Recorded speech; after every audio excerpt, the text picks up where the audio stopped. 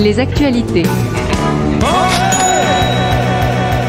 Alors aujourd'hui, je voulais vous parler d'un phénomène qu'on constate un petit peu partout, vous allez comprendre très rapidement. Le salaire moyen en 2002 en France était de 26 000 €, en Angleterre de 30 800, en Suisse de 37 000, en Singapour de 17 000. Aujourd'hui, en 2024, en France, il est à 39 008, donc il est passé de 26 à 39. En Angleterre, de 30 008, il est passé à 40 000. En Suisse, de 37 004, il est passé à 82 000. Et à Singapour, de 17 000, il est passé à 65 000. Donc clairement, il y a certains qui stagnent pendant que d'autres progressent. Dans le même temps, nous faisons face à une crise d'envergure beaucoup plus importante que celle de 2002, 2008 et autres. Le niveau des défaillances d'entreprises sur 12 mois glissants en septembre 2024 dépasse 66 000 entreprises, un record depuis décembre 1991. Les données avant cette date sont moins précises, mais il est évident que les temps étaient moins difficiles. Nous traversons donc la période la plus critique en termes de faillite et de crash économique depuis plus de 50 ans et le début des 30 glorieuses. Le nombre de PSE, plan de sauvegarde de l'emploi,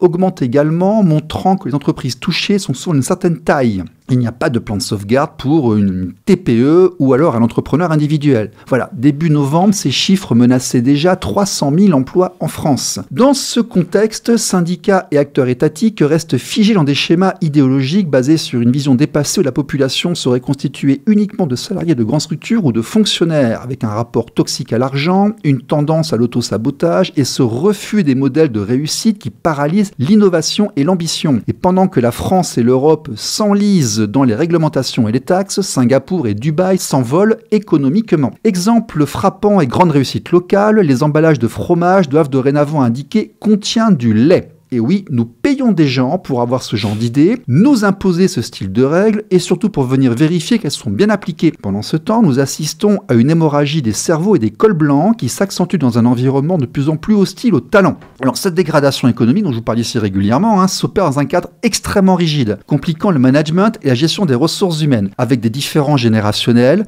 le multiculturalisme, les transitions parfois brutales et vitales pour les entreprises qui engendrent des frictions, des incompréhensions et parfois un manque d'adhésion. Et c'est là que les experts en communication et en dialogue interviennent, trouver du sens, améliorer la relation, améliorer le travail en équipe de l'emploi. Marion Malocena-Drosson, notre système socialo-professionnel en entreprise, comme ça, est-il adapté à cette pression ?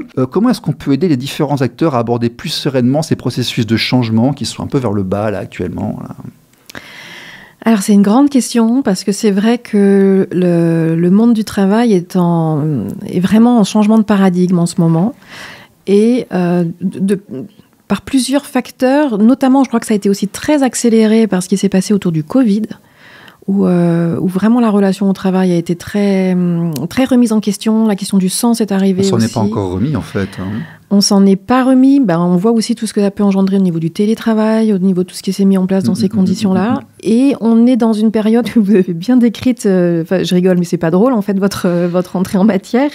Mais dans le sens où je trouve que ce que ça engendre, c'est une perte de sens, beaucoup, où il y a une espèce de vous disiez qu'il fallait écrire qu'il y ait du lait sur les produits laitiers, les choses comme ça. Enfin, oui. On arrive dans des couches incroyables. Ne faites pas cela à la maison. Voilà. Il y a plein de strates qui sont rajoutées, de complexité. C'est un monde extrêmement complexe aujourd'hui, le monde du travail.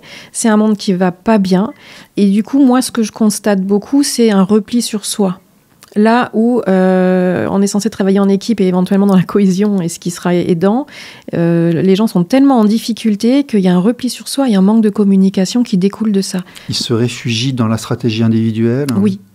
Oui, dans la stratégie individuelle ou parfois dans une espèce de sidération, de souffrance qui mène à une espèce de sidération, en fait, où ils ne savent plus comment faire. Beaucoup d'arrêts maladie. Ou alors ils viennent travailler mais avec la boule au ventre. Donc c'est un monde alors en transformation aussi parce qu'il y a d'autres choses qui émergent. Il ne faut pas voir que quand il y a des périodes de changement comme ça, il y a un système qui part, mais il y a aussi quelque chose qui émerge. Mais en tout cas, dans l'ancien système, beaucoup de difficultés aujourd'hui. D'accord. Eh bien, nous allons parler QVTC, nous allons parler violence sociale, nous allons parler rapport à l'autorité, différents générationnels. C'est Marion Malocena-Drosson sur RLP. Ne bougez pas, c'est juste après ça.